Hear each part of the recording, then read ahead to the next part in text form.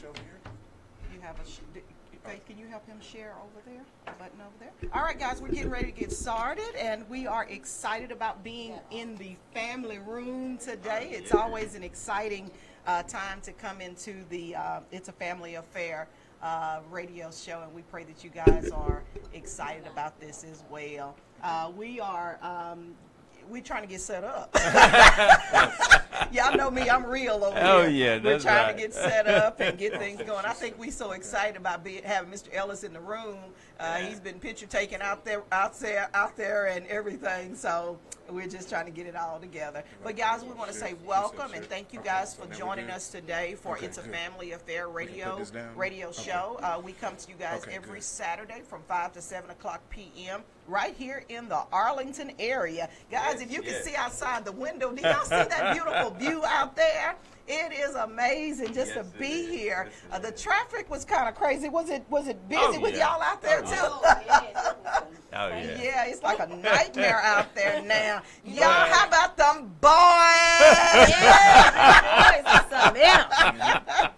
We got this cowboy player. We're gonna say a former cowboy player, but y'all, he's still one. You see, he's still representing the logo over there on the side. So we're just so excited about it. We're gonna talk about them boys in just a little bit. But before we get started, we're gonna let Mr. Joe come in. He always shares with us the nuggets of the day. We always want to hear those inspiring things. And then Mrs. Faith is gonna show us how to get connected on Facebook Live, and I'm gonna try to engage our audience out there as well. Amen. Absolutely.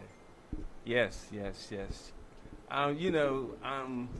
Just saying a few things like, we are in the living room, and, the one thing we learned, first of all, is working together is so important. Yes. It's vital. I mean, we should support each other in whatever cause a person is trying to achieve. And one of the things I say, working together requires humility and unselfishness. No one cares who gets the credit. Yeah. Also, keeping your focus on God is the best protection against self-pity and depression. Yeah.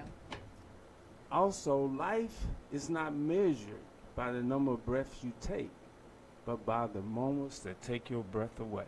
I love that. Yeah. That is today. Say that one again, That is Joe. today. I think I'll say it one more Say time. it again. And I know that's not proper English, but we in the living room. Life is not measured by the number of breaths you take, but by the moments that take your breath away. Oh, I love that. It's a lot of meat in that. It is a lot in that. A lot Joe. in that. I like that. Yeah, we laugh. We laugh. Yeah. And we laugh. Yeah. And we laugh some more. Yeah, we do. We laugh at ourselves sometimes. Yeah, absolutely. And speaking on that, Marilyn, one of your greatest growth moments is when you're able to laugh at yourself. Yes, exactly. That's one of your greatest growth moments. And I think from that, there's a certain ominous there in that. You don't think too much of yourself. That's right. You don't devalue yourself, but you don't think too much of yourself where you can laugh. That's right. Laughter is an instant vacation, and y'all I we go love on that. vacation all the time. I vacate all day long. Yes, we want to do that. We want the laughter. We want the nuggets. We want the inspiration. And we want, again, I don't want to sound repetitious, but we need to undergird each other. Amen.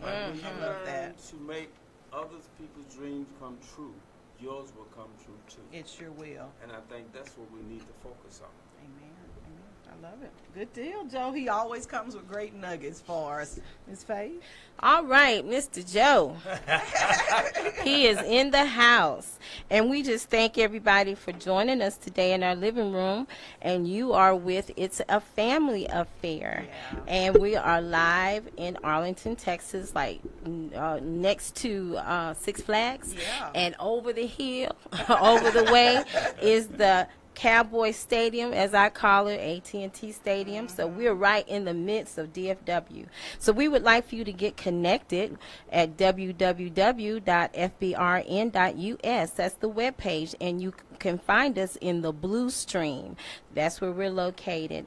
And later on in the show today, we open up our lines, and you can call us by dialing 214 431-5062, and that's how we get connected. Also, we do have a Facebook page, don't we, guys? Yes, we do. And it's IAFA Radio Show. So you can go there and look at us live, or you can go to Marilyn's page and look at us live, or you can go to my page and look at us live on Facebook. So we thank you guys for being with us today, and please share, because sharing is caring.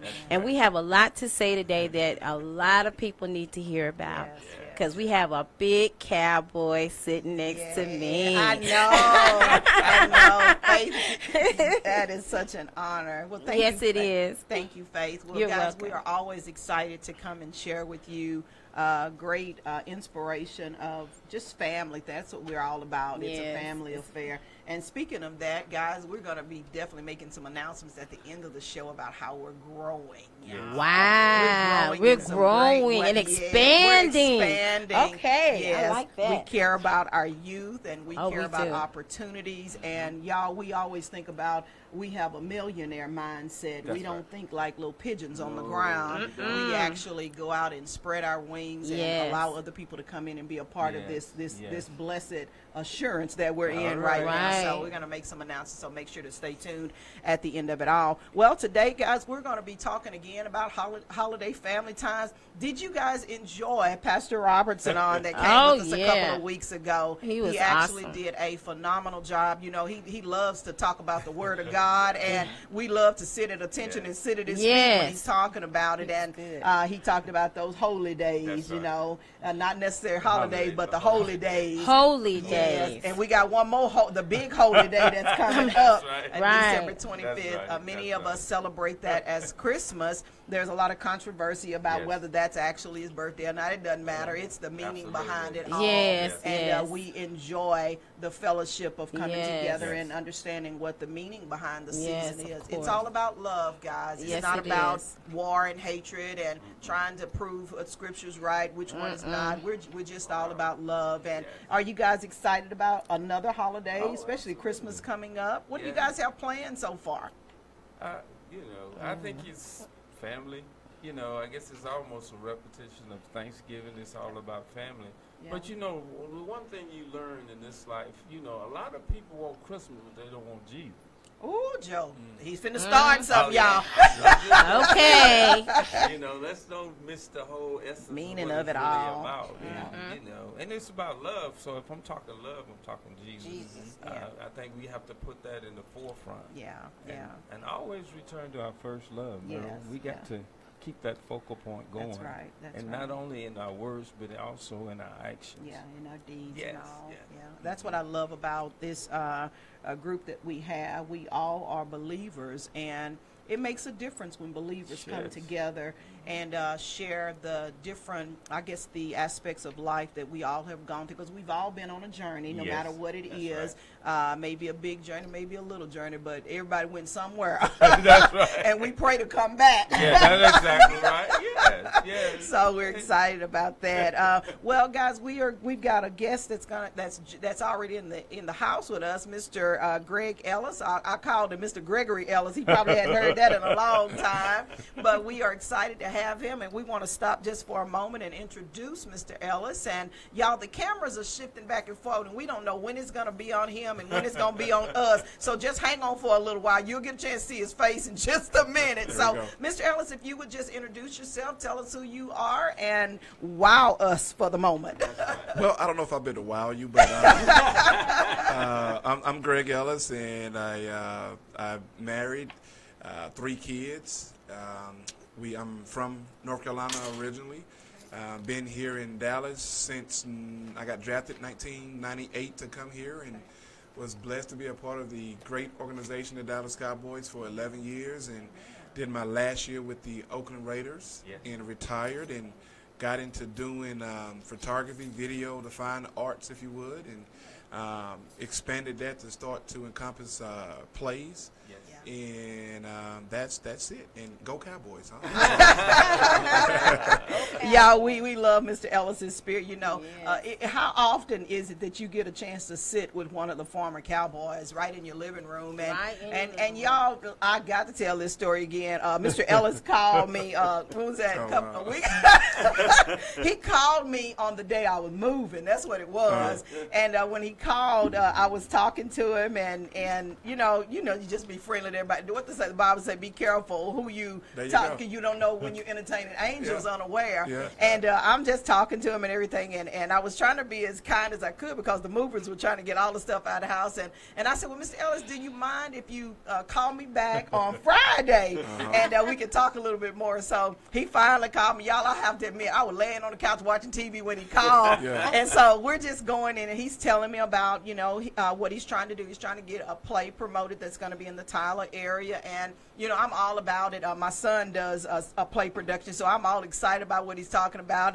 And so I'm pulling up the flyer, and I'm looking at it, and I'm seeing there's Mrs. Irma P. Hall on there, and I'm looking at this guy, Mr. I didn't even look at the name. I look at this guy, and they said NFL player, Mr. Greg Ellis. I don't forgot who the name of the guy was I was on the phone with. And I said, is it possible that you could get the football player to come on with us? He said, I am here. Yeah. Y'all, when I tell you I was so embarrassed, I didn't know what to That's do. okay. And it was just exciting. And I think it wasn't that wowed me. It was his personality, Yeah. the humility that was there. He's just like any of us. I know sometimes we become a little starstruck with people around us, Yes, and sir. we don't realize that they go through things just like we do. I thought about life had to be different from him when he's in the NFL, and now that he's retired, things are totally different Yes, for that's him right. now. That's So right. we're going to kind of talk about that a little bit because I know everybody wants to hear about those NFL days and then what's going on with you now. Yes. And we're excited to talk about that. So we are going to start off, first of all, if I can keep my notes in front of me, y'all. Y'all know me, I'll just kind of go on and on. But what we're going to do, we want to talk about Mr. Ellis, the man.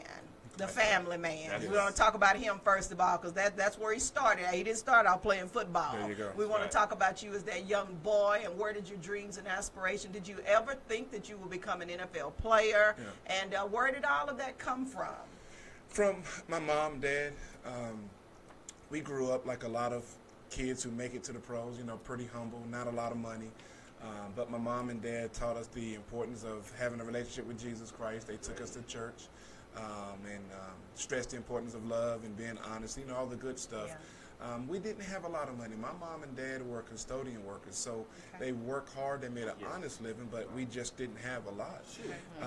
But, one of the things my mom told me, I was in the NFL when she told me this. She said, Greg, when you was little, you believed whatever me and your dad told you. That's right. And so I stress the importance to parents now. You make sure you planting those seeds Yes, sir. in your kids. Oh, yeah. Don't look at your circumstance. Right. Your job is to plant seeds and Yes, to sir. water it and cultivate it, and so it can have the opportunity to grow.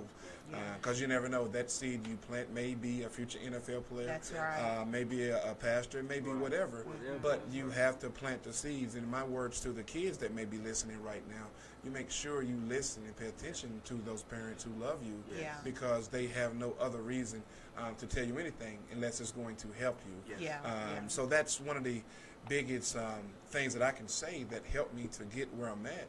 Yeah. My dad told me, he said, Greg, whatever you want to do, you can do it. It can happen for you. Right. And for lack of better terms or words I can tell you now, I was crazy enough to really believe it. Yes. And my approach to life is still of The that. same way. And so you asked the question, did I fantasize about being in the NFL? To be honest with you, I didn't, because I was scared to dream. Because, our dreams, we want to come true. But when you're faced with so much negative stuff, Right, parents that's love it, right, but just that's right. environment, Yeah.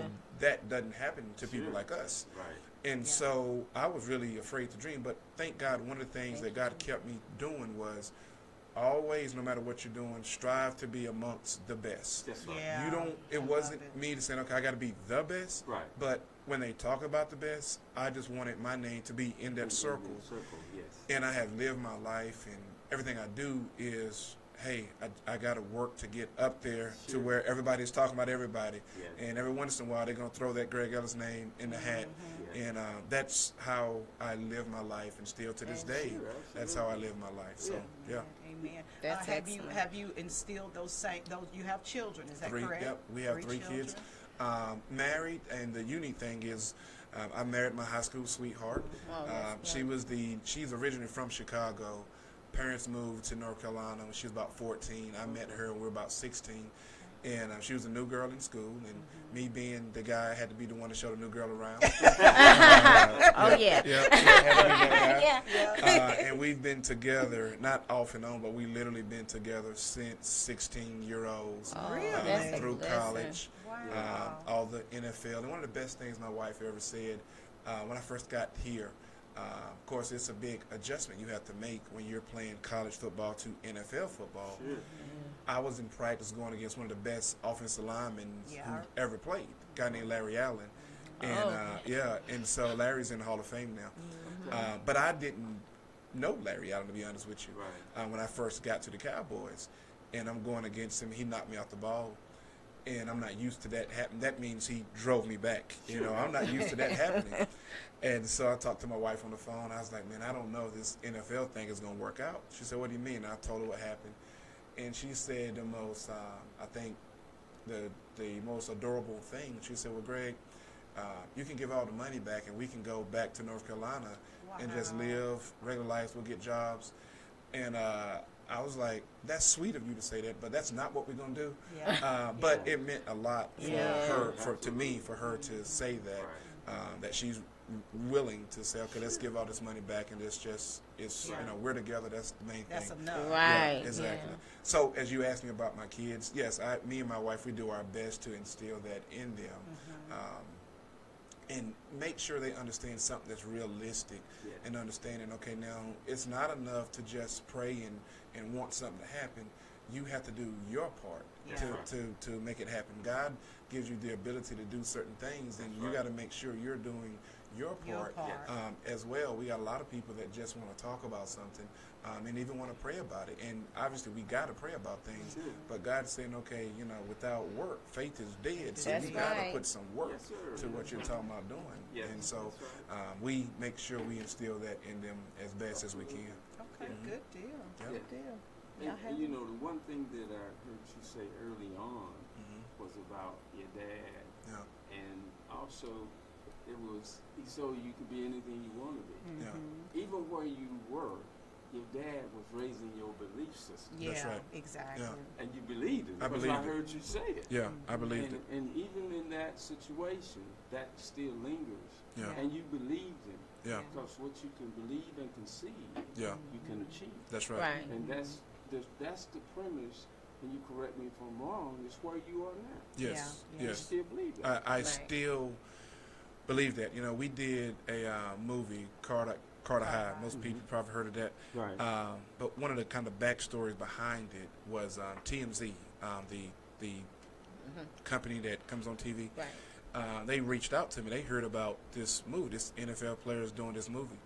And they said, could you come to our studios tomorrow? Right. And we want to interview you and talk about the movie. And I said, well, do you have an office in Dallas? And then he said, no. I said, I'm in Dallas. I'm not in California where I can just whip right around the street and come to your office.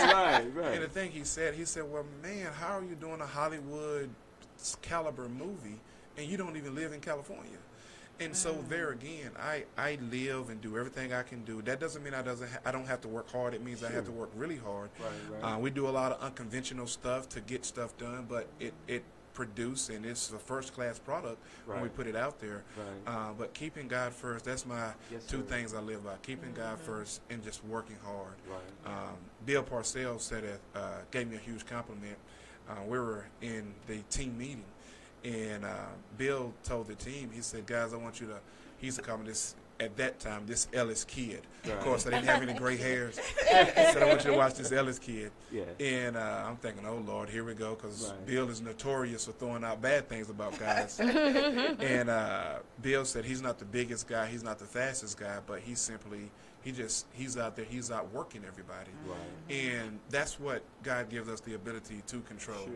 You may not be the biggest, you may not be the fastest, you may not talk the best, Right. but if you have the ability to outwork people, That's you'll right. get a long way Oh, in life. yeah. I'd rather to have people that's on my team, on my side, people that are committed and not scared of hard work. That's Yeah. right. Give me Yes. that person versus an all-star receiver, all-star linebacker. I want those people that aren't scared of hard work. We can get a lot accomplished if you are not afraid to That's right. get your hands dirty and That's get the right. job done. Teamwork, right? Teamwork. Make Teamwork. the dream- make the dream work. Make the Make dream the- work. Exactly. Absolutely. Exactly. Yes. Exactly. Yeah. Right, right. Yep. So, Mr. Ellis, how did you begin your dream going in the area of the arts and media? Really, for me, I enjoy helping people. And I know people say that sounds like an old cliche, but I truly do. I've discovered it about myself. I try to do all I can do to help people. And then God put on me and said one of the biggest ways you can help people is through entertainment, to enlighten a person about something they don't know. That's right. And one of the best ways to enlighten a person is to entertain them. Right. You can take Exactly. a kid, and that kid may struggle in school and may not be able to remember their assignments, but you can take that same kid and you can ask them, well, sing me the favorite lyrics to one of your favorite songs. Right. They will sing it better than the artist sing That's it. right. Right. So because they're being entertained while they're listening to it, and they retain the information. Yes. So for me, it's truly to use entertainment, plays, movies, TV shows, that kind of stuff to enlighten people. Right. And we're going to Amen. entertain you while you're being entertained. You're going to retain the information That's that we good. put out there. That's so really yeah, good. that's what I want. That's what That got me visual. into it. Yeah, Yeah. exactly. That So, visual. go ahead, Joe. So has education been a big part of your life as well? Is that something that's very important to you? It is. And for me, again, I took my daughter. She just went off to college this year, her first year. And, of course, I had to visit my old school, University of North Carolina. And, we're there visiting, and I'm checking out the old stomping grounds and all that stuff. And I don't think of myself as a really over-the-top smart person. Educated is different. Means smart people kind of just pick it up. Yeah. Educated means you got the information. Yeah. Right. Doesn't tell you how you got the Got it. information up there, but you Retain got it. it. But you got it. Exactly. You can't And for take it me- away. Exactly. For me to get educated, it was hard. I had to work real hard. Sure. I told my daughter, I say now, kids go out and party when they're in college. I said now, I understand most kids do that, but I said I just want to tell you the truth about my life. I said, how many parties I went to when I was in college? 0. And I don't tell people that to brag, Right. but I'm just saying this is what I did to Right. get me through school. Sure. I went to 0 parties, and I say 0, I mean 0. I never went to a party in college. But anyway, Phenomenal. we went to one of the old education buildings back at the college campus, and they have a plaque of me up there. I think I had a 3.4. And I didn't know they even had it up there.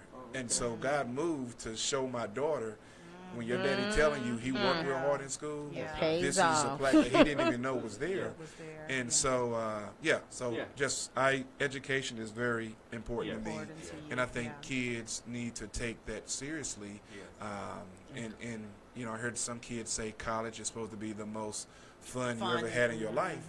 And my daughter said something profound to me. She said, you're typically young when you're in college. Sure.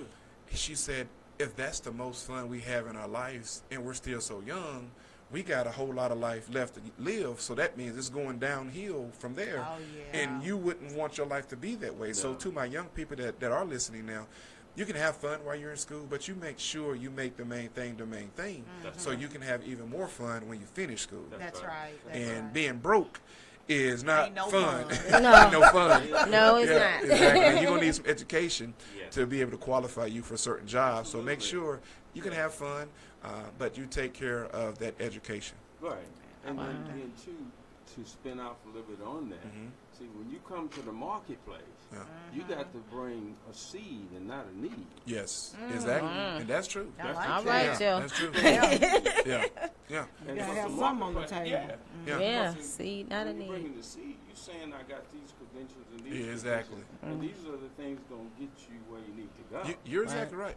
You're exactly right, Joe. Just like with football, you need to make sure that you stay employable as long as you can. Yeah, that's right. And so you have to take the time to cultivate your skill Yes. on the football field. Yes. And so when I got released by the Dallas Cowboys, I had already started in this business, and we were doing school pictures and yearbooks and stuff like that. Right. And so I happened to have some pictures in my car. I got released by the Dallas Cowboys. I went out to this little daycare. We did their picture. Now, I'm not a photographer. Right. I just own the company. Sure. But I would go and meet people and shake hands. And I went and I was going to deliver these pictures. And people thought that was like, wow, you just got released and you are here Working delivering already. pictures. Uh-huh. But my skill of being a football player was still high. Yes. Right. And so before I got home, the Oakland Raiders had already called me. So All right. that's why I challenge people. You make sure you bring in a seed. If you've got a seed, then, hey, you're going to be employable. You'll be able to get a job and have a Yes. career. Yes. But if you come there with a need, meaning I need this from y'all, it's like, no boss person wants to hear what you need. That's They're right. not concerned about that. They Yes, want to that's know right. is how are you going to enhance my football team? Absolutely. How are you going to enhance my company? I love If it. you can do Yes. that, then you got a place there as long as Yeah. you want to be there. Yes. Yeah. Yeah. I need for you to come to my office. I know, right? Come and talk to your group. Yeah, come talk to my group. Yeah.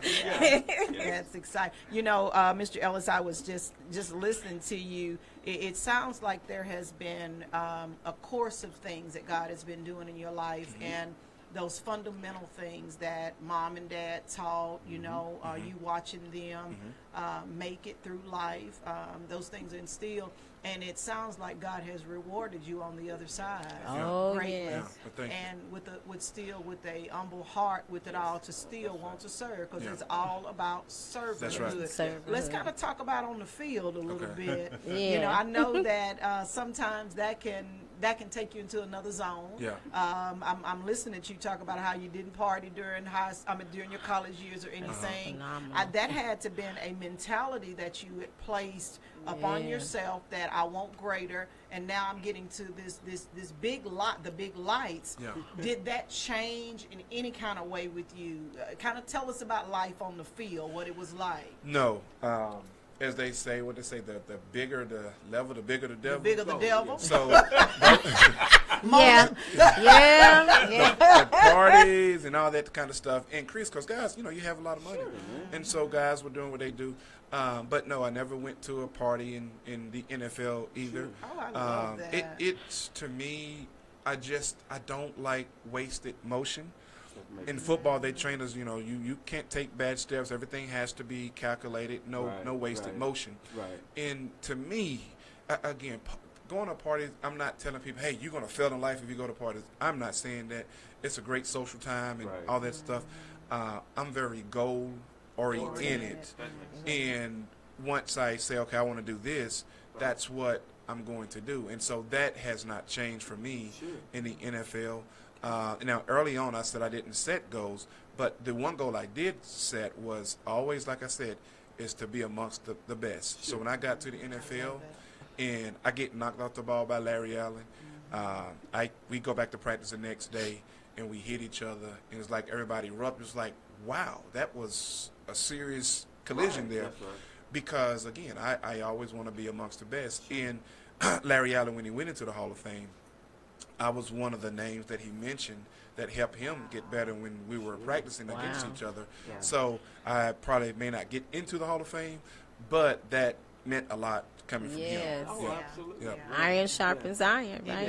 It does.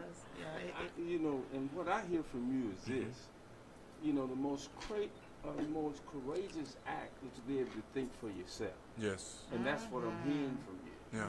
Even with all that around you, Yeah. you display self-discipline Yes, and Yeah. focus. and knowing what you were trying to achieve. No matter what they say, it didn't Yeah. matter to you. It's Yeah. what you wanted to do. That's right. So Right. you took a stand Mhm. to be the best person you wanted to be. Yeah. Yeah. Not that you had to hang out and do all what was being done. Yeah.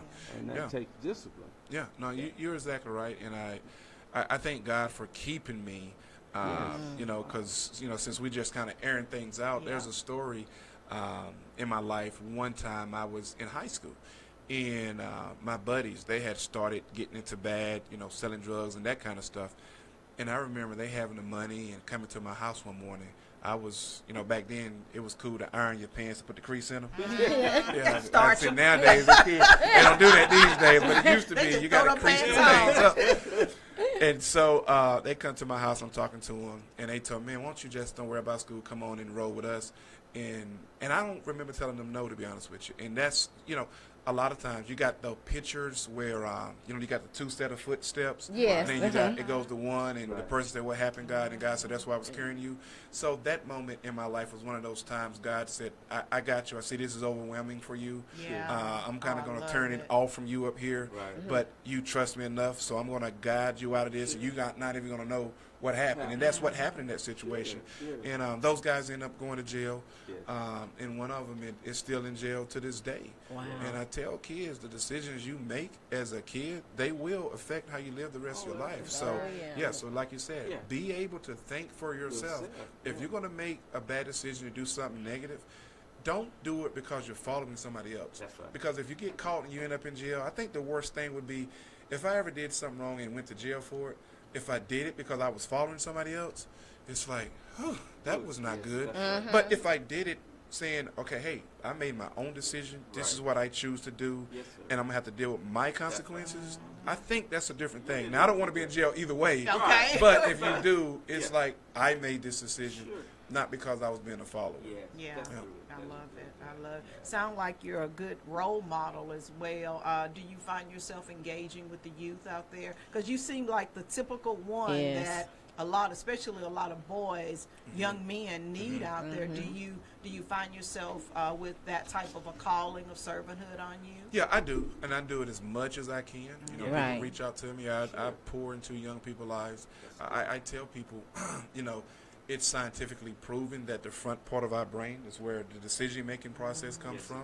It's also scientifically proven that that's not fully developed until you're grown. That's right. And so all adults, we have to understand, if you ask a kid, they do something crazy, you say, "Why'd you do it?" The number one answer is, "I don't know." That's right. And we think, They no, truly you gotta don't know, huh? It's like, really, they don't know because that is not fully developed. But we live in a country that gives kids too much freedom, and they're not developed up here enough to make good decisions for their life. And we're setting a gun in their hand to a kid that I don't know why I did it. And so a lot of bad things happen in this country because we give them so much freedom. And they're saying, "I don't know." So it's our job, in my opinion, as adults, as the village raising a kid, when, really try to help kids out. And I understand, you can't be spanking on other people's kids, but really not just people like me, but everybody knows a kid or a couple of kids. Let's pour into their lives. Let's take the time to try to teach them, hey, man, you don't want to do that. You don't want to go down that road. Because you better believe my childhood friend who went to jail when he was about 15 years old, he now regrets, I'm pretty sure, hey, I probably shouldn't have did what I did that ended me up in here. That's right. So we got to make sure we understand. We have to be patient with kids and long-suffering to help them make better decisions. I love it. And a lot of times I was thinking about the story you were telling about how when the young boys came to your house and there was a decision, and you said that you really did not give an answer. It was just God carrying you every step of the way. I think that's something that parents have to know, that when you have planted good seeds in your children, that God is going to add his super on their natural to help them to get to where they need to be. We just have to keep doing our part. Just keep praying and believing. And at the right moment, those times where those footprints in the sand, they show up and the children can't even explain why. Because I can only imagine years after, you starting with all you're doing, never going partying, get to the NFL, not partying there. Who does that? Right. And that has to be something that's them footprints are still. That's what right. that is. That's right. That's right. No, and I give God all the credit and the honor and the glory for that, because it kept me and shaped me. Now again, I am not against somebody going to a party and having Yeah, a nice exactly. time. Oh no, I But I'm understand. just saying, That's for not if your you ask, Yeah. that's what Your I choice. did. Yeah. That's what God had me to do. Yeah. And that's Greg Ellis in a nutshell, I guess. Amen. Yes. Next, we want to kind of talk about Greg, the man of God. Okay. There has to be a man of God in you, Yeah. and how this impacts your family and how important that is, and sometimes that can be even a tough journey because sometimes God allows us to, he says to whom much is given, much is going to be required That's of right. you. And sometimes the loads that we have, we wonder, can we really carry these things or whatever? Right. And that's where he, relies on us to depend upon him. That's Yeah. why he taught us those things when we were small, That's to right. learn how to lean on us. Tell us about Greg, the man of God. I think, just like you said, we have to understand God gives us visions and different assignments. But sometimes I think we get in trouble when we think we have to carry it all out ourselves. Yes. And I'm not just talking about partners from people, but we can't X God out of the equation. That's right. And Right. sometimes it's hard, and we feel like, well, I got to do this, I got to do that. It's like, no. God told Moses, I got you. That's You know what I'm right. saying? Moses just had to carry the rod Yes, sir. and had to get love Aaron. it. But God was behind moving, Yes. creating all those signs and things against Pharaoh. That was God doing that. Yes. Now, what God needs from us is to be a willing vessel. Yes, sir. Right. Are you a willing vessel? And a willing vessel, a lot of times we have to understand, goes back to Job. Yeah. One of the most ultimate, other than Jesus, one of the most ultimate willing vessels to allow things to happen in your life, but to have enough faith, just enough little faith to say, God got it. God gives, God take, whatever it is, Yeah. I'm going to trust God. That's right. Whether I have it, whether I don't have Right. it, I'm going to trust God. So when God is telling Noah to build the ark, and people have to understand, they didn't have modern day tools. Yeah, They didn't have the okay. local No, they lumber yard where you can go get this wood Yeah. from. And when the theologists said that you're talking about in a place where they had never even seen rain. That's So, but just having faith, without faith, it's impossible to please God. Yes. So just operate in faith. And that simple word can be challenging, and even challenging for myself at times. And sometimes, you guys heard of the I Am Second campaign before? Y'all ever heard of that? It's I'm second, no. I Am Second. It was a huge campaign that still circles now around the world. A guy named Norm Miller, who owns the Interstate Battery Company, Christian man, he started this, and basically it's a platform for people to give their testimony on. But anyway, now see, I got too sidetracked. I lost myself on, what was I telling you that about that? You chasing Okay, rabbits. no. That's what I And call so it. here was. And so when I gave my testimony, it's about what I'm about to tell you now. And that testimony was how I tore my Achilles tendon playing football. Right. And I was 30-something years old, which, believe it or not, in football, that's That's old. old. That's Uh-huh. old. Yeah. And so I did it up in Arizona. They cart me off the field, and we go in the locker room, and the doctor, he put his hand on my leg. He said, well, Greg, you had a nice career. And I'm like, can we fix it? No. And he told me he's a great doctor. He's still with the Cowboys today, and one of the most trusted doctors in my opinion. Great doctor. And so he says, no, we can repair it. He said, but it's just the position you play, the age you're at, you're probably not going to come back and be able to be at that level. Right. Okay, so now we got that strike against me, Right. and now the Cowboys felt like, okay, well, Greg is probably it. We're not going to cut him right now, but he's not going to come back the same way. So they drafted another outside linebacker to take my place at the time. And so, again, strike against me again. When we go to training camp that year, I missed the whole off season. I missed the whole training camp. So, again, a strike against me again. And I probably came back and started playing the fourth game. It was against St. Louis, the Rams at the time. Well, I go in that game, blessed to get 2 sacks, quarterback sacks. And that season was really a miracle season. Okay. I ended up that year, that was my first time. I've been the alternate for a Pro Bowl a lot, but that was my first time actually going to the Pro Bowl. Oh, wow. Had more sacks than I had my entire career. Wow. That year. And so you're talking about I tell people this. I say, you know, that and actually was the NFL comeback player of the year for the entire NFL. That's And I tell people this. I say, you know what? Sometimes God removes us from our own selves that we can't even get the credit for. All right. I myself Give him the cannot glory. take the credit for what happened that year. It was a pure miracle. The God doctor dang. said, okay, you're not going to be able to come back. The team says, okay, no offense, but we got to keep this team moving. We're going to draft somebody to take your place. So all those chips were stacked up against me.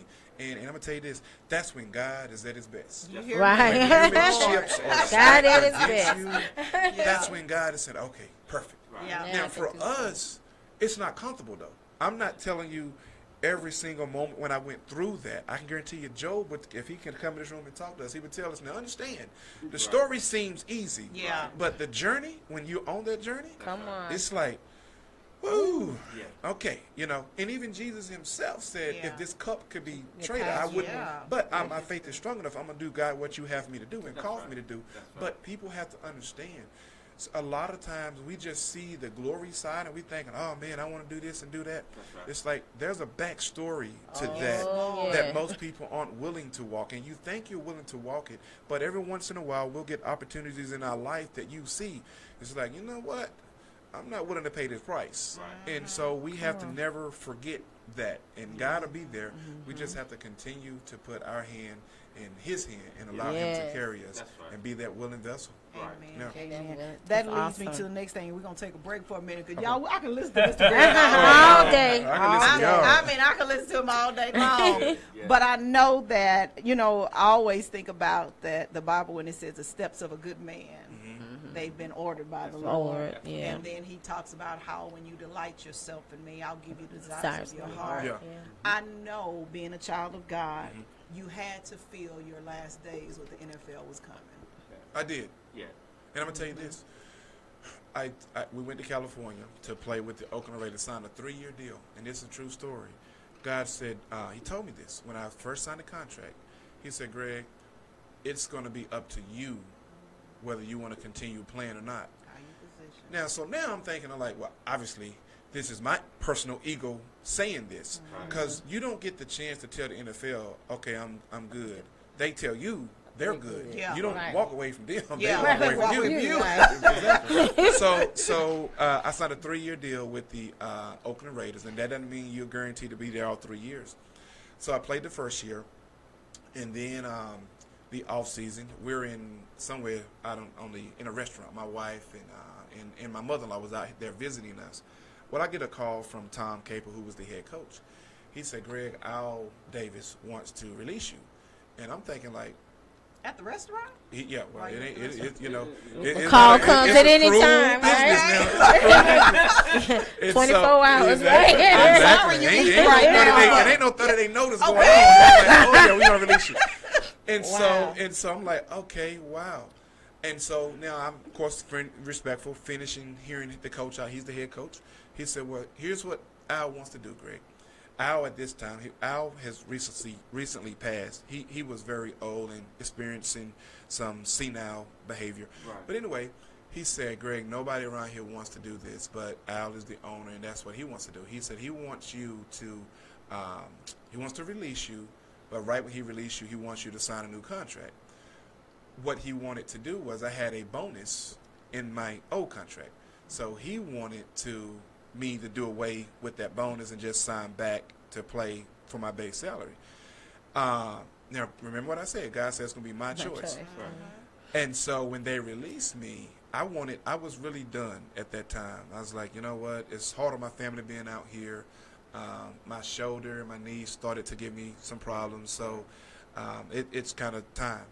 And so they released me, and they thought I was going to come back and sign the new contract. And I never told him I would come back and sign because I didn't want to lie to the man. I know, Right, right? But I told him, well, you and my agent, y'all take care of that.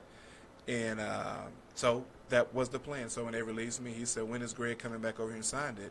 And then my agent said, well, he's not going to come and sign it. And he said, well, I thought you was like, no, Greg didn't ever say he was going to do that. You said y'all going to release him. Yeah. He said, let my agent handle that right there. And that's how it went down. Yeah. So it goes back, I think, back to what God said. It's going to be your choice. choice. And I was like, that was a pure miracle. People don't get the opportunity to say it's my choice. Right. But for me, it happened really that way. It was That's my the choice. fingerprint of God. Yeah. Yes, Yeah. it is. It's God's fingerprint. What's Thank on you. your He life? works like that with his children. Yeah. Oh, Yeah. yes. Exactly. Oh, yes. Yeah. He does. So, guys, I'll tell you, I don't know if all of you have been with us the whole time, but this has been an amazing time Amazing. speaking to Mr. Ellis. And anytime we get a chance to sit at the feet and talk with another child of God, it makes a major difference in Yes, talking it about does. our children. Yes. Y'all, we're going to take a break for just a minute to get ourselves back together. We're going to open up the lines when we come back. Those of you that have been trying to call in, I want you to try again. I'm going to go ahead and pin this number up here so that you can I know many of you probably have some things that you want to maybe ask Mr. Ellis or whatever. I'm going to pin this here. We're going to take just maybe a couple of minute breaks. And if you guys would come on in, share whatever your thoughts or whatever, and then we're going to come back and we're going to talk about life after the NFL. We got to know what Mr. Ellis is doing now. That's right. And what God is doing, and then we're going to share some other things. Y'all, we got we never have enough time. Never have enough. That's what 2 it is. hours is 2 not hours is not just enough. not enough time. So if y'all will hold on just a second, give us a moment, and we'll be right back with you. While we're taking a break, would you please share with others? Yes. And let Yes, them know please that we're share. on. Get your young Please adults share. in on the That's line. right. Get Yes. those children in. Get those pastors, those leaders. We're going to come back and we're going to talk about a play that Mr. Ellis has that you do not want to wanna miss. miss, So take yes. this moment, call everybody you know, get your coffee, your cookies, whatever, sit down at the table. Kick and your we'll feet be right up. back with you guys. Yeah. Amen.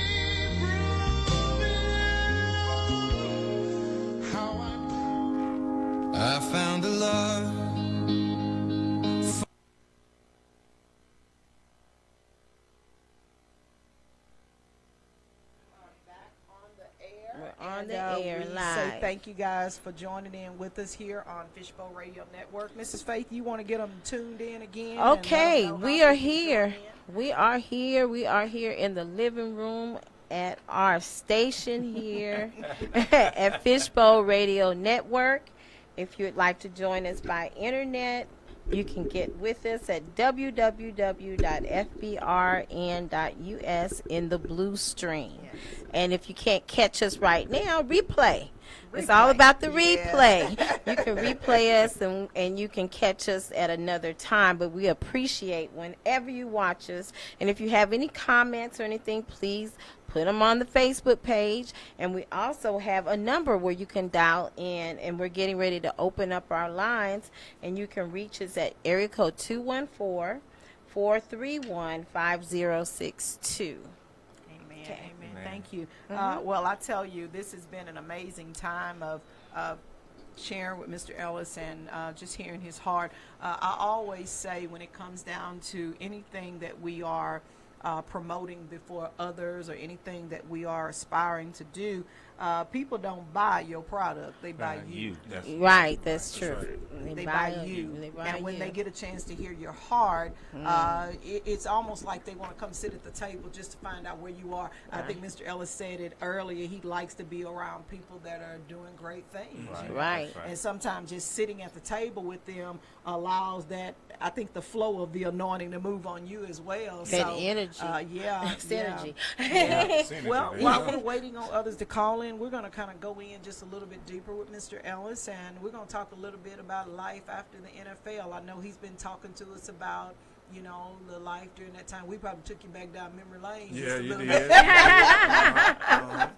Yeah, but that's what it's about. It feels good to relax and pace yourself. I can imagine he's trying to promote his new play, and that's work. Yes. It's a lot of work doing that, and sometimes God will just tell you, just take a little sabbatical. Yeah. Take a moment and break, and let me do this for you for a minute. I believe them footprints in the sand are still carrying you. Oh, yeah. I really believe that. Yes. So, Greg, tell us a little bit about what you're doing now and life after the NFL, because life does happen after pro ball. Yes. Yes, it does. Tell us a little bit about that. Life happens after pro ball is over, and it takes a while to adjust to it because most of us have been playing sports since we were kids. Yeah. Right. And so all of a sudden it's over, then it's like, what am I supposed to do now? So that's a big piece of it. But now, like I said, I do movies and stage plays, and I work with other people on their shows and things like that. But still wanting to use the form of entertainment to enlighten and educate people to help them. So that's the kind of stuff I do. Okay. Our latest project, this play now it's about 3 years old. The one we're doing in the Tyler area, and by the way of Caldwell Auditorium. We've been blessed. God has blessed us to take it to Raleigh, North Carolina. It's actually Jonesboro, Georgia. Oh, yeah. I usually just tell people it's Atlanta. It's literally right next door to Atlanta. And we've taken it to Beaumont, Texas. A couple shows in Houston, Texas. Several shows around the Dallas Metroplex. We performed it in theaters and churches as well. Our biggest show was actually here at Pastor Ricky Rush Church at IBOC. And we were blessed to have 5,000 people come to see that show, and that's awesome. Pastor Rush words, not mine. He was saying, Greg, when we first came together, decided to do it, he said, well, if we can get the bottom filled, that'd be great. And I looked at him, I said, well, I want to fill up the whole thing. And so his church holds 5,500 people, and God bless us with 5,000 people to see it. And That's Pastor awesome. Rush's words were, he said, for a stage play that's written for about 300 people, to hold the attention of 5,000 people in a church, it says a lot about this play. So it's like I said, I'm not interested in doing things that don't have the impact. Everything I do, I want it to be impactful, life-changing, and a positive life-changing thing for people to see and to learn about. And that's what floats my boat, and God allows me to do that. And everywhere we go, this has been successful. Where we have a lot of people. When we decided to do the tour, and my wife said, "Well, Greg, you did it around this area. You can go out and promote it yourself. How are you going to do it when you're talking about doing it in North Carolina? How are you going to get people to come when you're talking about doing it in Georgia, in Atlanta?" Exactly. Yeah. And I told her, I said, well, this is what God has told me to do. Right. And he said, work with the churches, the pastors, the church people need to find out this information. Yeah. Yeah. And that's what I've done, and God has blessed us to have good crowds Yeah. everywhere we go. We've had about 2,300 in North Carolina, about 1,200 in Atlanta, about 1,600 in Beaumont, about 1,000 great. plus in Houston, and several places. We've done it another time here at my church, actually, Pastor Denny Davis, and at St. John we had about 1,800 people there. So, I don't take any of the credit for it. We did another play. It's called Juneteenth. We performed that in Arlington Music Hall, and they hold about 1,100, and God just performed miracle after miracle after miracle. I didn't think we was going to have that many people come. Actually, I know we sold tickets. We always like to pre-sale tickets as much as we can, and I was like preparing to say, okay, we're not going. This won't be a total sellout situation here, but it will have 500 people here. But it was probably about 1,000 people that came. It's like overflow. wow, Yes. you know what I mean? And so, I don't know. I can talk all about it, but this is, like I said, this is what God has me doing now in my life, and I'm, that open vessel to move to the next chapter, whatever He has me to do, and that's my purpose. That's what wakes me up in the morning. It's like, God, I'm just, what do you have me to do? Yeah. And I'm going to do it to the best of the ability that you give me. That's all we can do. God is bigger than us. He's not asking us to do anything outside of our framework. And so just do what God has given you the ability to reach and to do. Do that to your best ability, and He'll take you to the next level, and to the next level, and to the next level, until before you know it, the desires of your heart have been fulfilled. I love it. Y'all, one of the things I was saying, even coming over here, I've followed, I'm just that type of person. I love people that are consistent with what they do, because it lets me know that your passion is connected to whatever it is. And one of the things that I notice is that he has been on target with everything. When he said he was going to call Friday, he called Friday. When we got him ready to be we normally have a pre-call before we bring any of our guests on. He was right there. He did not tell us that, well, I don't have time, anything. He's making himself available for those things. And then we didn't have to call him on Saturday to say, Mr. Ellis, are you still coming? The closer I got to the studio, Mr. Ellis texting. I knew he was on his way. He was almost here. That means a lot to me, and it lets me know that he's in that vein of priority with God. And when you make God a priority, God makes you a priority as well. So, Mr. Ellis, tell us about this stage play. We want to hear all about this. It's very interesting. It's called Watch Night, the play. You see, a lot of people, we have this tradition in our churches on New Year's Eve called Watch Night Service. Most people have heard of it and have partaken in it. But when you ask the average person, okay, what's the history behind that? Most people don't know. And I was so amazed at the number of people. You have thousands, hundreds of thousands of people that go to church on New Year's Eve, but have no idea of the origins of it. And it's a reason why it's a more cultural thing in what we call our black churches. It's a reason for that. And not to say that it's isolate any group of people, but Watch Night actually started in 1862, New Year's Eve, because the Emancipation Proclamation got signed 1862, September the 22nd. But it wasn't scheduled to go into effect until 1863, New Year's Day. Okay, so now some slaves knew about it, knew down the pipeline, hey, freedom is coming. And so that night they chose to gather to praise God and to fellowship with each other and stay up all night as they watch as their first day of freedom came. That's what it was about. So that's why we call it Watch Night. They was watching Interesting. for their first day of freedom to arrive. Yeah. And that's what we call it Watch Night. Now I've talked to bishops, this one bishop, he's recently went on to glory, and I've known him since I was a kid, and he was said by Bishop T.D. Jakes. Bishop Jakes interviewed him on TBN and said, "You have forgotten more Bible than most people will ever know." That's how knowledgeable this man was about the Word. Right. But even him, he told me, he said, "Greg, man, I got to be honest with you. You taught me something." That's right. He said, "I didn't know that's how Watch Night started." And I said, "Well, you can look it up and research it. I'm not going to tell you something that's not true." And so a lot of people have no idea about how Watch Night started. So my purpose right now in my life is to educate people of like, okay, this is how this tradition of going to church on New Year's Eve started. And so that's what we do in this play. And I tell people this, it's not about bashing any group of people. Right. It's not about, and I'll be honest with you, it's not about saying, hey, we want to get back at all the white people. No. That's not going to solve anything. You know what I mean?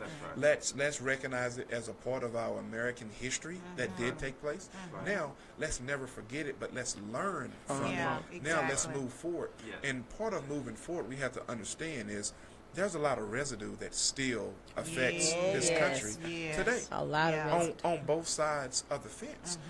In particular, when you're talking about like property, major business ownership, African American people, black people, we don't even make up 1% of that pool of people. Right. When you're talking about business and property ownership. Right. But we are number one when it comes to spending money.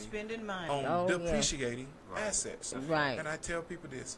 Don't feel bad. Don't feel like you got to cover your Rolex up because I just said that. Okay. It's like God wants us to be prosperous. He wants us to have nice things. But it's in decency and order to have those things. But see, what the breakdown came is when you go get a group of people from another land, bring them to your land, take out everything they know. That's right. And you put into them slavery. Right. Well, that doesn't easily get out of the person. And people talking about that this morning. People will think that, hey, that slavery stuff doesn't affect me. I'm like, no. It affects all of us. All of us. Some shape, form, or fashion, because from generation to generation to generation, things got passed down. Oh, yeah. If you hear the term, and I remember this term from some of my uncles, boy, if you want everything done right, get the white man to do it for you. Well, I remember hearing that. You understand what I'm saying? So that gets implanted into a kid. And see, I'm 43 years old. Now, it's up to me to not to pass that on to the next generation. Right. And we'll get better and better and better. But the residue still haunts us today. Yeah. And so I want to be a part of shedding light to help people. Let's understand our differences. Let's understand where the division came at. Because you have to understand those things that were worthless got taught to slaves. This determines your value. That's right. So that's there right. again, that whole mentality got passed down from generation to generation. Is saying that, okay, well, it's okay for you to get the latest and greatest pair of shoes, even though you're not paying your mortgage. It's better because our self-worth comes from the things that we can buy. Right. You understand? Because that's what got taught to us by slave masters. That's right. To say, if you pick more cotton, I'm going to give you this. This is going to make you the most important person on this plantation. You're going to be my boy. Yes. You understand what I'm saying? Right. So that mentality got passed down from generation to generation. And so we have to understand that slavery has been over about 153 years now. Reality of life, that's not a long time. It's not a long time. It's not. Even though when slavery was over, you had all the Jim Crows, you had all the other stuff that came after slavery. To get you back. True equality. And I'm going to finish. I know I'm talking a lot. You're good. No, you're fine. Let flow. We are, and even when you go back to biblical times, Israelites left Egypt.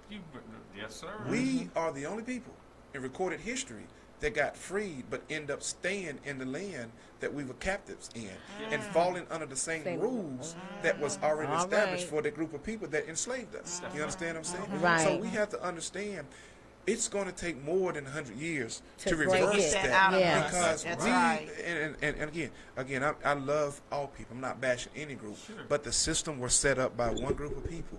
So to continue to penetrate their system after they enslaved you is not an easy course. It's not an easy course. No, so But it has to start somewhere. It has to start somewhere.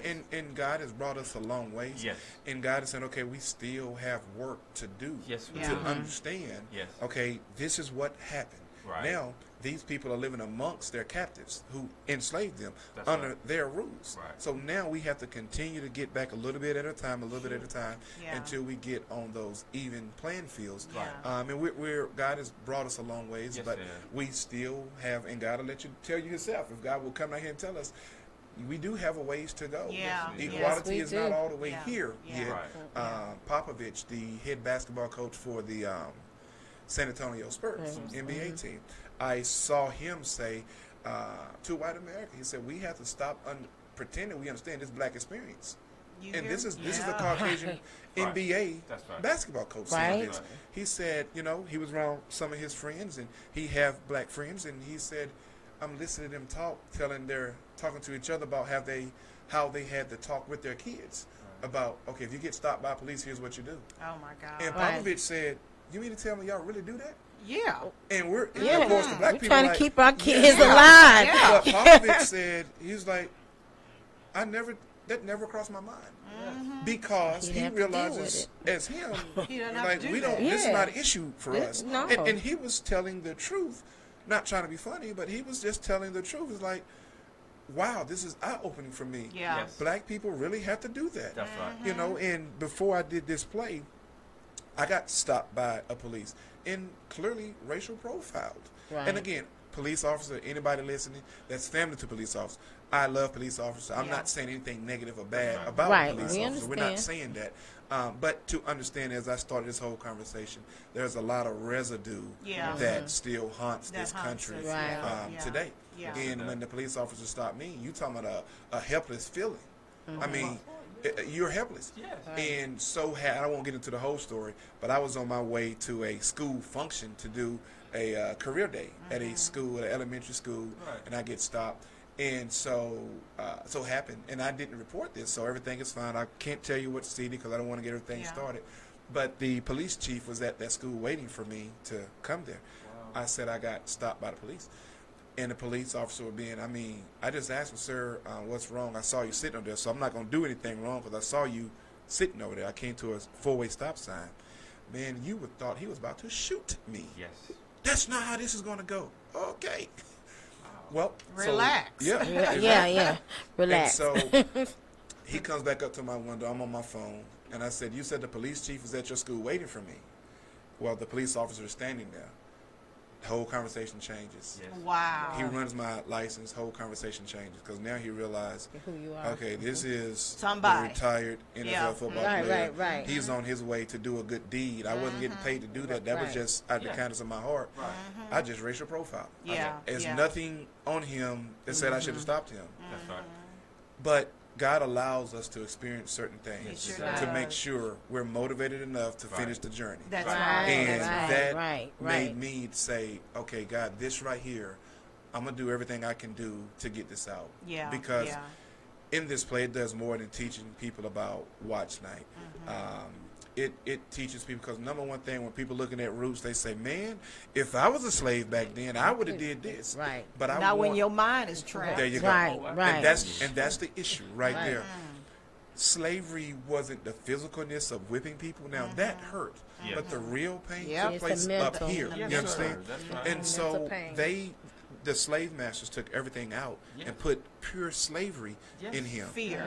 Just and even telling them that their God is white. That's right. Yeah. And because you're dark, God made you. You're You're cursed inferior. people. Yeah. You understand what I'm saying? Yeah. Right. So Yeah. they use stuff from the Bible to manipulate slaves to Yes, say that's right. the Creator created you to be a slave. Yeah. You're simply a little higher than animals, Right. but you're not equal to a person. We can't consider you a person. In order for you Okay. to get to heaven, you have to Be follow- like us. You have to do what You we're won't telling you get to there. do. Yeah. You understand? So when you believe your God is Manipulation. white, then you think you're inferior. You better You believe understand what I'm saying? Yes, that's But right. God made all of us, made all people, Chinese, Asian, black, white, made all people. So Yeah. we're all made in His image. Yes. In You his understand what I'm likeness. saying? I love it. In His Yeah. light, exactly. So Yeah. it's just teaching people about the past that we Yeah. can learn from it. Yes. And that's why I want people to come to our place. Yeah. It's about, again, enlightening people, That's right. educating. I Yes. mean, entertaining them. Yeah. I tell people, now don't feel like you're coming to a board show It's or gonna we're be gonna be up there fun. lecturing I you and can't stuff wait. like that. I can't wait. I say, know, right? I say no. It wouldn't be selling out when we go places.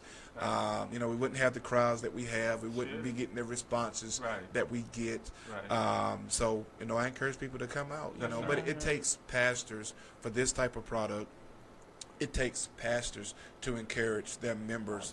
Hey, this is That's what right. we need to go see.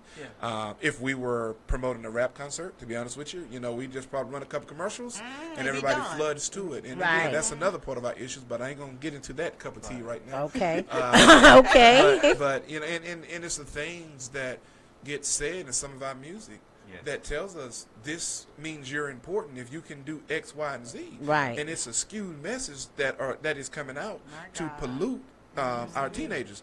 And I'm not speaking bad about any artist, but I'm simply saying this: we need to be careful about the messages that That's we're right. pushing Yes, out. I If you're believe pushing that. out a message that you don't even want your own kids to listen to, Right. okay, so you're becoming rich off of something that you don't even want your own kids to listen to. Can't even. That's a problem there. That You is a understand what I'm saying? problem. And you got to understand be careful not to be the modern day Sambo of the bunch. All right. Modern day Sambo I love is it. that I love okay, you're modern day making your Sambo. money, but you're doing it because somebody's over you, allowing you to do it, That's right. but you're hurting the rest. Right. Right. Right. So make sure you're not that guy or that girl. You know? Yeah. That's And true. what you're saying, Greg, is this: you don't dilute others trying to get what you want. Exactly. That's right. You Exactly. don't dilute people or devalue them. Yes. So you are profitable. Yes. Right. And Yes. that shows your heart, and Yeah. your heart is about money. It ain't about people. Yeah. That's right. Exactly. What it, And if you're willing to do that, that's just it's kind of crookedness, Yeah. but in a different way. Yeah. Yeah, Yeah. yeah. But the end result is the same thing. what That's is right. your motive? You don't Yeah. What is your mo- what is your Yeah. why? What? Yeah. Yeah. Why what are is you your why? doing Yeah. this? And see, that's why, what God told me to do with this play in our Juneteenth play Right. is to work with the pastors, work with the church leaders. And we as church leaders and pastors, the ball is in your court. And I Right. thank God every church, every pastor I reached out to about this product, they respond. They, Yeah. they That's respond. great. They're like, wow, yes, you're I right. We love need to it. do this. I And so love I it. want to encourage the pastors. First of all, thank you for the ones that have supported me and what God has called me to do. I really do thank you sincerely, and encourage you to continue to do it, to continue, because one of the reasons why a lot of people go and do the stuff they do is because they're saying, well, if I'm doing gospel stuff, I'm not making enough to make a living. Right. So they we, veer as off. Christian people, we need to support Yes. gospel faith-based products. Yes, We need to yes. make sure we're doing that, because, like I said, if we're promoting a rap concert, we just throw a couple commercials, and nobody's trying to negotiate the ticket prices. The ticket None of prices that. may cost $100. You're scraping up everything you got to go get. And again, not bashing those artists, Right. but that's the reality. But when you're putting a positive message out there, Right. then it's like, man, tickets $50. Oh, why the $50? I know, right? Right. But you just Yeah. finished in that concert over there, and you Yeah. paid And $85. paid, that's No, right. And That's you right. $100. and paid That's $100. right. 100 and Exactly. something. And you didn't try to find out who's promoting that to say, hey, That's you think I right. can get a discount? That's it. Exactly. But Thank when it's you. anything faith-based, but that's okay. That's okay. That's what the It's devil all- wants. that's what Right. it- And he wants us to give up and not do Christian and faith-based stuff. But, we just have to continue to press forward. And God will continue to be faithful Yeah. as long as we continue to do our part. And that's what it goes back. We need that open, willing vessel to do it. Yes. we Greg, do. I really believe that you are that voice crying in the wilderness. But thank you. In our city, this play is going to be shown at Caldwell Auditorium in Tyler, Texas. Yeah. And you just don't know. I know you know nothing about the city, I don't. but I do believe that you Yeah. are answering a prayer Yeah. Oh yeah. from God, because the city deals with a lot of racial profile. I mean, a Yes. lot of cities do, but Yeah. there's a lot of history that's there. Oh yeah. That's unspoken. That's right. And education is the only thing that's going to change the mind That's of right. the people. That's right. And to unite even us as a culture As a together, culture together, I yeah. think that's going to be a phenomenal thing. And then to see a spirit of excellence taking Yes. place, Yes, even with your plays, and to know that, God is doing great things in your life. I really believe it's going to do more than you think. I think everything you've been touching has been bigger than you. Yes. You know, it's been like, I'm just following what God said. I don't know why you want to do this, But he but did. I really believe God is doing it. And guys, I really want to promote this place so much to get as many people as we can to get out and join us December 15th. Yes. Cowboy Come on out. He's going In to be Tyler, doing Texas. a red carpet private event that starts at 5. Is it 4:30 or 5? 5. It's at 5. The box office is going to open at 4:30, y'all. 4:30. The private reception is going to start at 5:00 p.m. Tell us a little bit about who's going to be in this play, Greg. Well, yours truly. I'll be in it. Oh, you're an actor, huh? Yeah, well, you know what? That's another attribute. No. Now, I'm not, as I call, doing the heavy lifting. Okay. I'm kind of the comic relief, if you would. You're going to laugh when you see me, I guarantee it. But we have a lot of, they're professional actors, a lot of local. But two of the bigger ones that we have, I guess we can say that have been out there for more than the other ones. Valinda Staton, she's not on this flyer. She actually was raised actually in Tyler. Valinda has done Color Purple. She's toured, not just one show, but she's actually been on tour with the Color Purple. She actually worked with Disney, and she's been to Japan relating to Disney work. And so she's she's sung in the White House before, so she's well versed, and her gift has made room for her.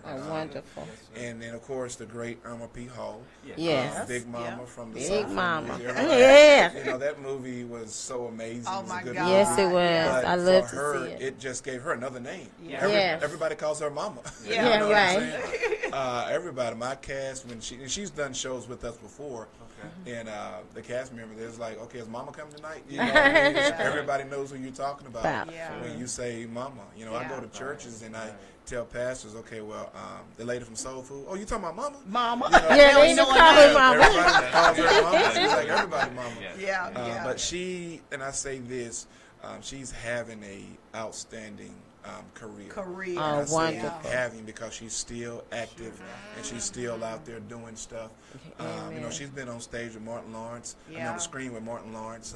I can't think. Big Mama. Yeah, Big Mama. Mama. Yeah. What's the other movie? Tom Hanks.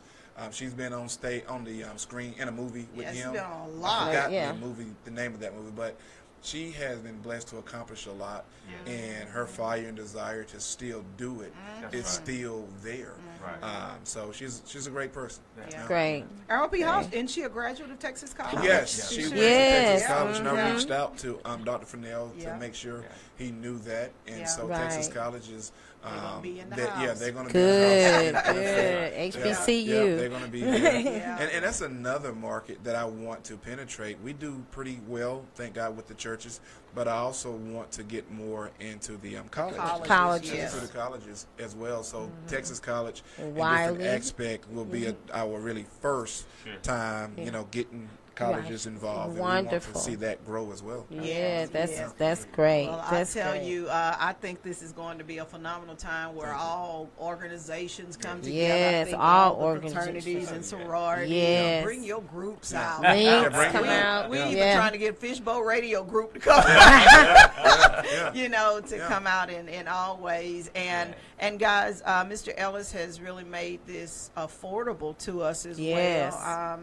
You know, I'm going to tell you, this type of stage play, because I went back and I kind of looked at some of the trailer part of it, this type of stage play is normally done on a, I think, a bigger scale, a larger scale. This would probably be something Austin, Texas, you know, different things. I mean, just a bigger city. city. Cities. But for it to come to Tyler, Texas, yes. I do Tyler. believe that God is really staging us once again to turn some things around. So many bad things that happen, and to see something nice come into the city, I think it's going to be phenomenal.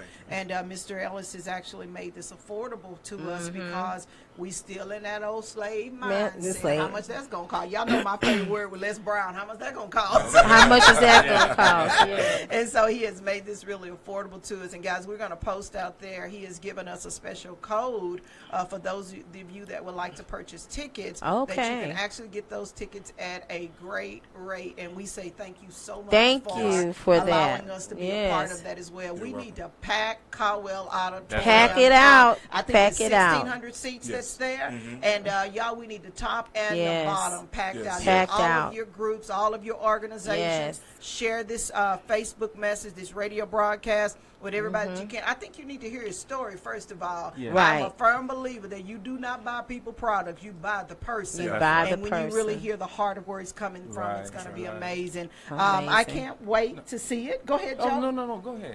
I can't wait to see it, and we're actually going to shut down our radio portion to go Oh, and yeah. support. We're gonna Mr. go and Ellis. support. We're going to be sitting center stage All with him, right. y'all, and we definitely want to do it. So we want to get those of you that are a part of, know Dr. Fennell is already involved with Texas College. Mrs. Dorothy Langley, she's actually joined in. She's a part Okay. of Jarvis Christian Christian College. College, yeah. Mrs. Anita Taylor. I'm trying to pull on all of my folks that All I know your out folks. there. We got all of our local churches out there. Pastor Rudy Bond he's actually gone out to visit with him. Okay. Mr. Ricky Garner, I see Mr. Ricky Garner on there. I got so many contacts. And Wonderful. guys, I really want us to pull together for this effort. December the 15th in the city of Tyler, Texas. Right before we get to celebrate Christmas and yes. even New Year's. And maybe once we go to New Year's service We'll this appreciate year, it. we will appreciate it a lot Exactly. more. And Freedom. that- And freedom. that's right. Appreciate our Freedom in Christ. Yeah, that's right. And that's why people say you're gonna have it on New Year's and like New Year's Eve. I'm like, no, that's not the point.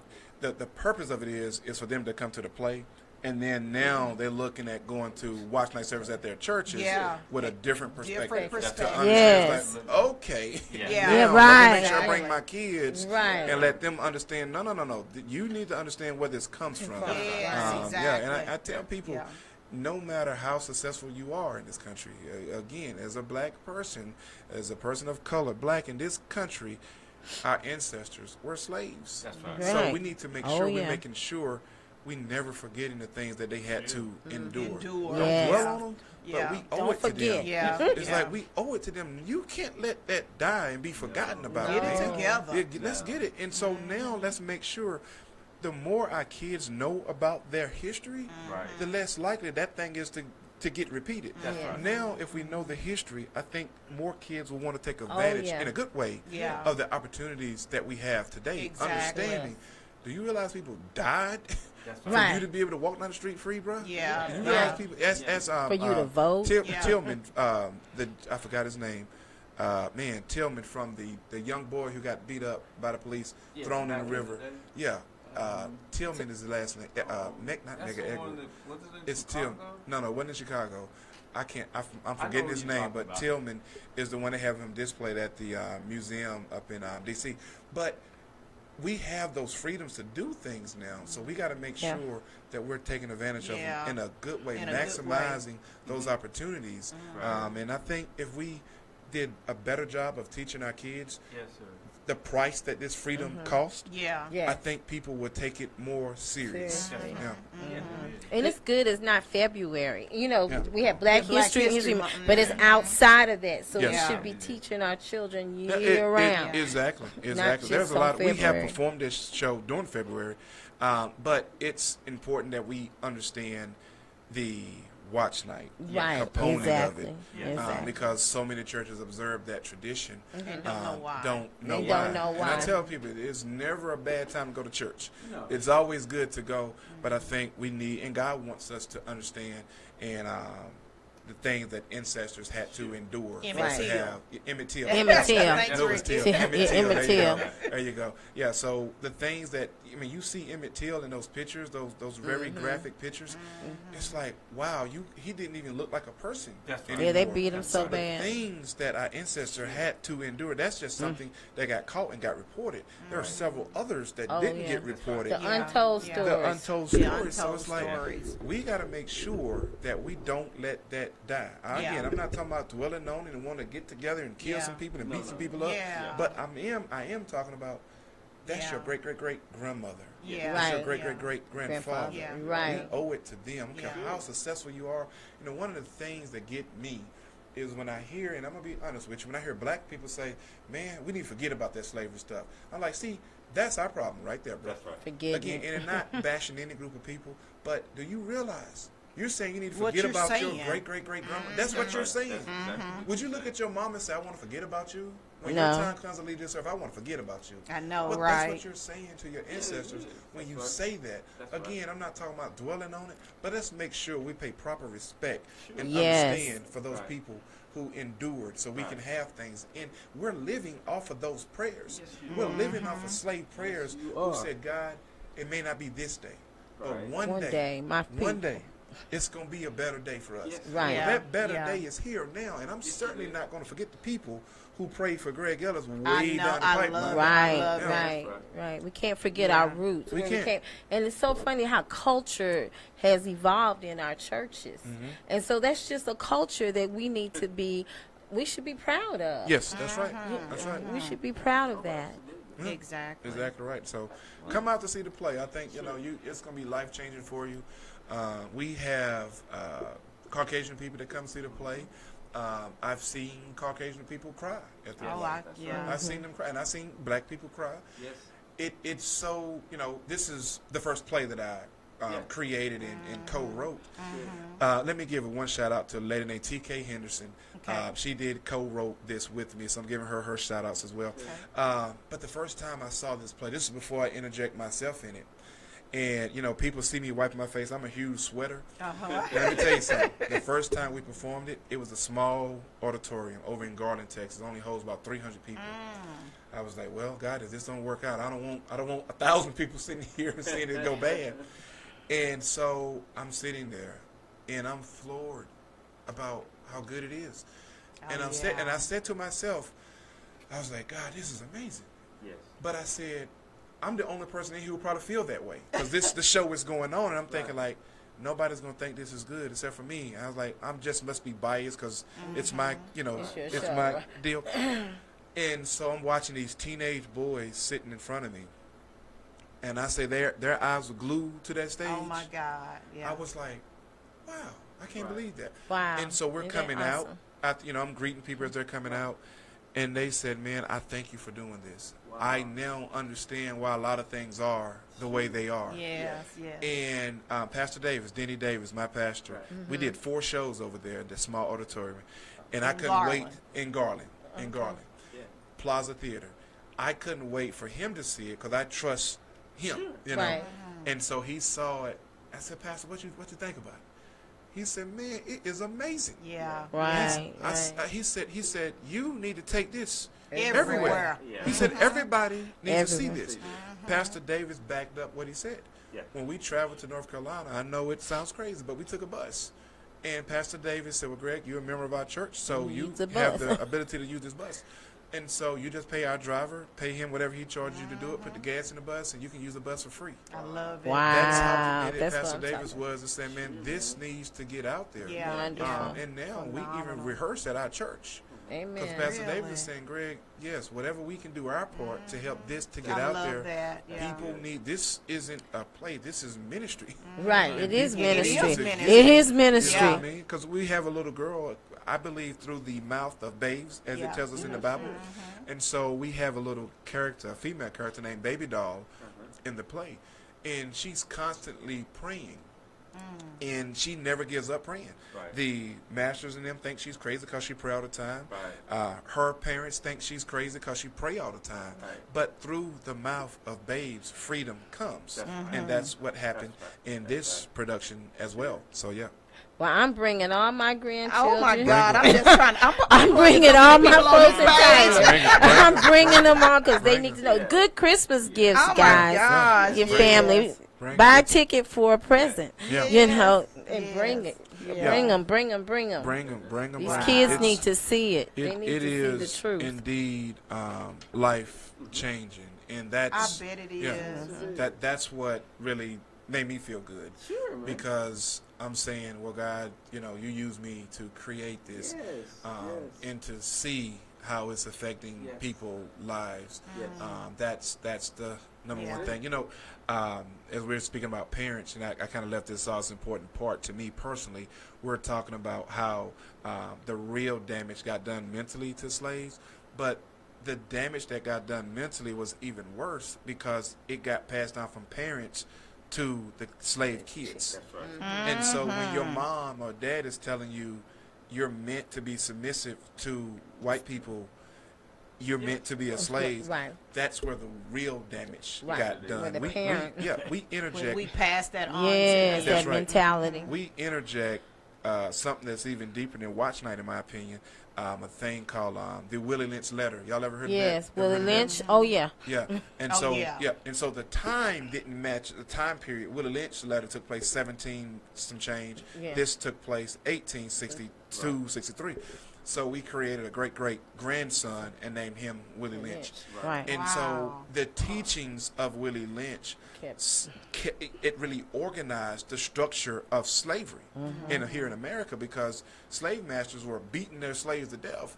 And the reality of it is their slaves were a commodity. Right. Right. And they didn't Yeah. want to kill them or damage their Yeah. goods that they pay their money for. Right. So we need another way to control them and get what we needed done. But we certainly can't be beating them and killing them, That's right. because we need them to We do our need work. them. We need them to do our work. Productivity. Exactly.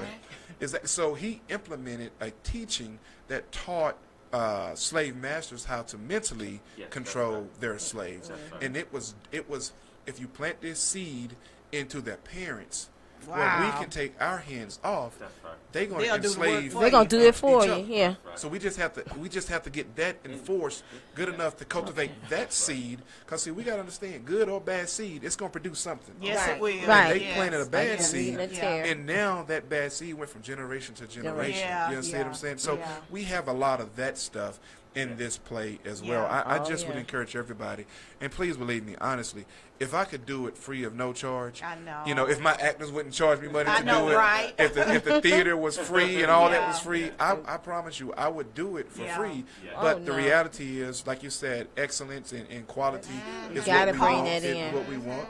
You got sound, you got everything, you got huge costs. If everybody was like Pastor Davis, say you can use the bus for free, I know, that right? would be great. Yeah. But it's Yeah. not. Right. People have to get paid for their time, and I understand that. But I pray that people understand this isn't me trying to take advantage and make a whole bunch of money. This is truly ministry work. Ministry. And come out And we need and to see. pay for it. Man. We need to pay Yeah. for the excellence. Yeah. Because if it's not Good. excellent, you're gonna have a bunch of people complaining. Right, Yeah, they'll right, complain. right. But it's Well, they excellent. should have did I this. know, and should have right. done. But I it's like, know. but you didn't pay to get in here. I know. If you would have paid, then probably they could afford that stuff. Right? Oh, Well, guys, goodness. we are so excited about this. I think the more we hear about it, it's like we're like ready. Can we go tomorrow? Yeah. You Right, know? right. But we got a couple of weeks away, That's and right. y'all help us promote this as much as possible. Yes. I think it's an honor to have Mr. Ellis on the show with us today. Oh, it's and an to bring honor, him yeah. into our living room. So, guys, go out there to www.watchnighttheplay.com. And you can go in and see the trailer. You can find Yes. out about Mr. Ellis, all of that. And also you can go in and purchase tickets as well. Mr. Ellis has given us a discount rate with this. Those that are tuning in and all the local churches or whatever, all you need to do is put in the discount code GREG, G-R-E-G, and you can find out what those prices are. So, yes. guys, let's pack out the house in Tyler, Yes. Texas, the surrounding areas, Longview, Marshall, Yes. Tatum, whatever areas around. Kilgore, Henderson. Dallas, Texas. We ain't that far, y'all. That's right. Let's try to get out. Make sure to get your organizations out there. Get your women's group, your Yes, children. White House. I think Mr. Ellis has the Boys and Girls Club that's Yes. helping him out. Yes. Oh, yes. wow. that's That's amazing. wonderful. We are collecting sponsorships Yes. to allow some of the kids from the Boys and Girls Club to be able to go at no cost. Oh, Yes. that's Yeah, excellent. so we're doing that. So like I said, I'm doing my part, and we Yeah. have sponsorship packages that start as low as $100. Okay. And so, I'm doing all I can do to get people to come. I'm Okay. still continuing being that open vessel Okay. to get people to come see it. Yeah, and that's another thing I forgot to mention is that you can do sponsorship for the children to come Yeah. out, and he definitely needs that to be Yeah. a part of because the children don't have any money, so Right. we Yeah. try to help them along the way, and just make. How do they go about doing that? Doing the They, sponsor. they can reach out to this telephone number. Is Okay. that out there for people to see? Let me. Which one? What's That the number? 469 469 494 494 3508. 35. That ain't your number, is it? It's a phone I have for everything I got with the play. Say, you know they gonna be calling just No, talk to that's you. fine. That's fine. That's fine. And I have that happen. Okay. I've got the phone for that purpose, for that reason. So I have people call me from Houston and everywhere, and it is fine because that's my commitment to do this. Okay, good deal, good deal. Well, we're definitely looking forward to that. Y'all remember that number is 469-494-3508 for those of you that are looking to maybe do sponsorship, and you can go out there and purchase the tickets again at www.watchnighttheplay.com and go in and put the code in Greg, Greg. Well, we are excited about what God is doing, and we can't wait to see all these buses pulling up at Cowboy Auditorium, because I believe you've done your part. Yes, well, when you thank do the natural, God will do the supernatural with it all. Yes. And we pray God's blessings Thank on you so much. Greg, everything that you touch. Thank You you. are one of a kind. Thank You you. really are. Appreciate it. Just to hear your heart, and we hear the God moving all over you, and God supports what's His. Yes, So thank just believe for the unexpected to take place. Yes. We're praying for pastors and leaders all over the city to come on out, all different nationalities. We want to come out to get an understanding. You got to come in here. That's right. You got to find out who we are. Give us time to talk about those things, and we want to do that. Well, guys, we are getting ready to close out our show for the day. We don't want to close it, but they probably going to try to kick us out of here in a little bit. We want to also encourage you guys to come in and sponsor us also. It's a Family Affair Radio Network. We're getting ready to launch some new things for the year 2019. We are adding to our family, y'all. Yes, right. We're opening up a segment for our teenagers and for our young adults as well. So for those of you that may be interested or have children that would like to maybe come in and get some mentorship as far as being on the radio, our teenagers have a lot to talk about, y'all. Oh, yeah, and a our lot. biggest thing is to keep them out of trouble. Anything that we can do to steer them in a direction. You never know. They may be the next journalist out there. Yes. They may be the next one that has that next big book or whatever. Yes. And we want to get them here so that we as a family can come in and do our part. We're just trying to do our part. We can't do everything, That's right. but we're going to do our part. So we're looking for people to come in and help sponsor as well the radio show. It doesn't cost a whole lot, guys. Every little bit counts when it comes down to this. Our children are going to be coming on at least once a month, our young adults once a month, our teenagers once a month, and we want you guys to get behind us and support us with that. Us old folks going to take a little break a little I know bit. that's right.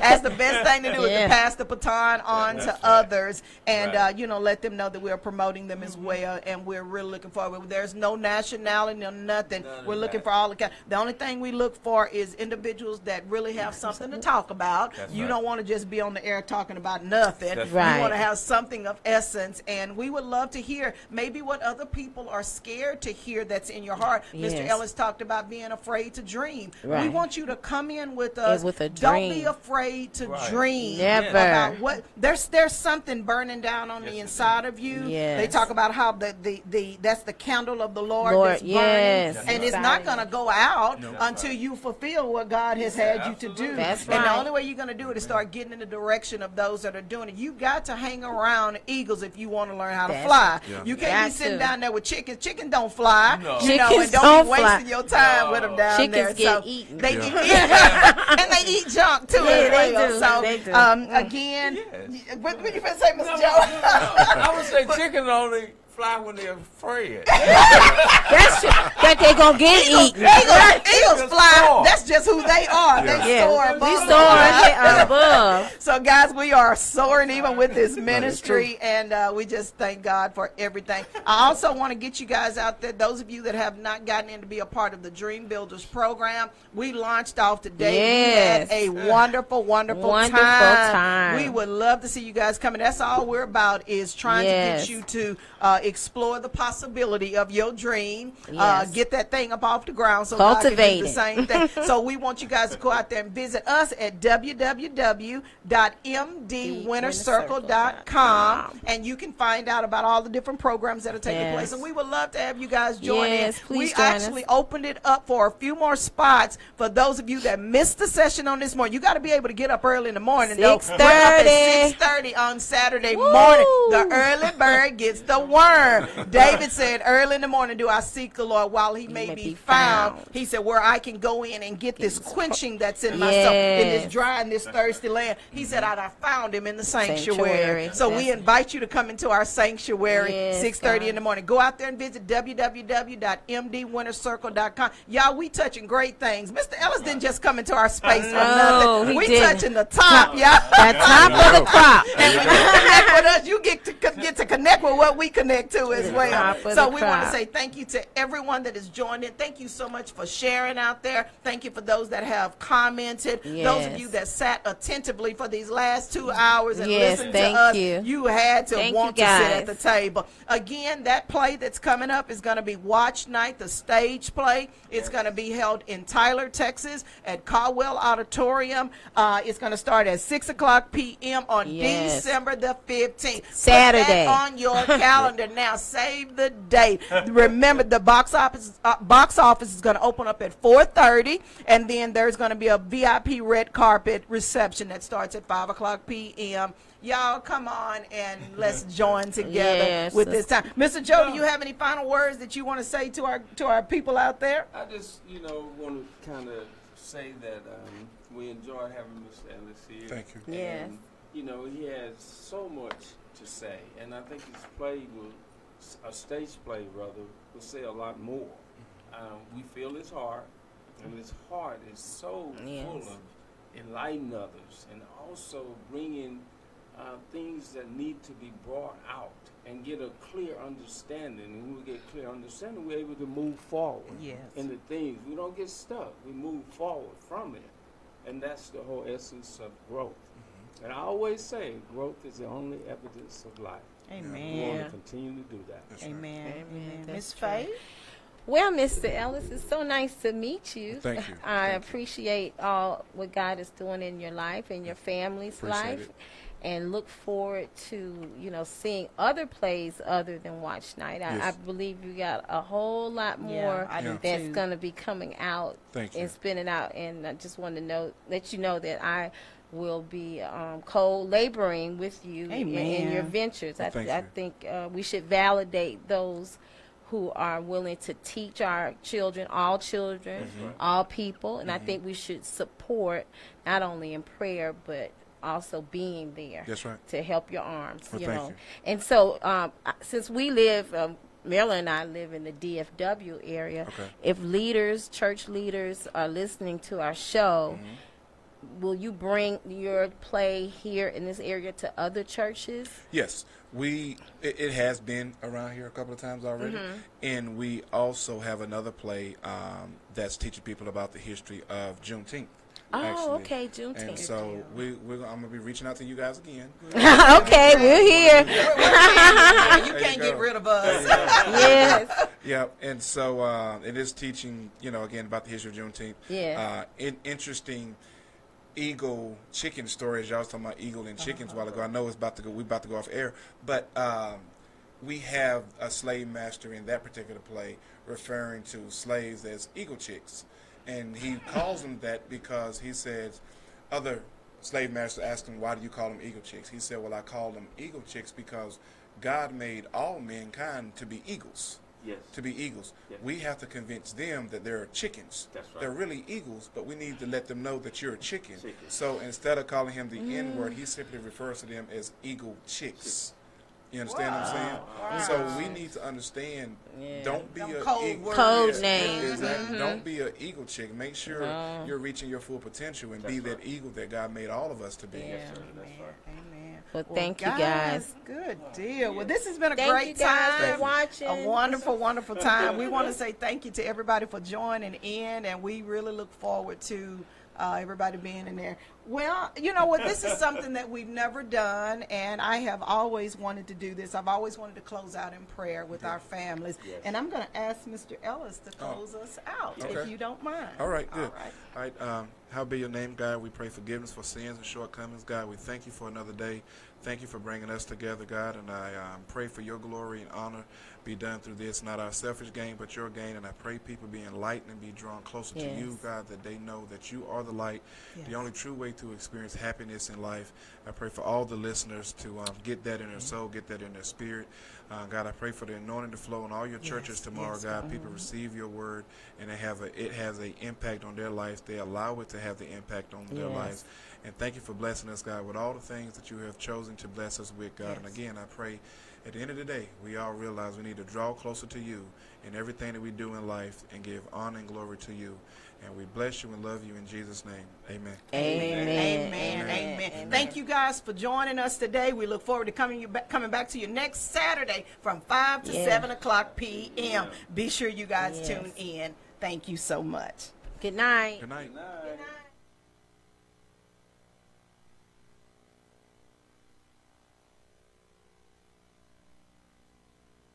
For me, darling, just dive right in, follow my lead. I found a girl. Hey, this is Mayla May Lee. Catch my show, Healing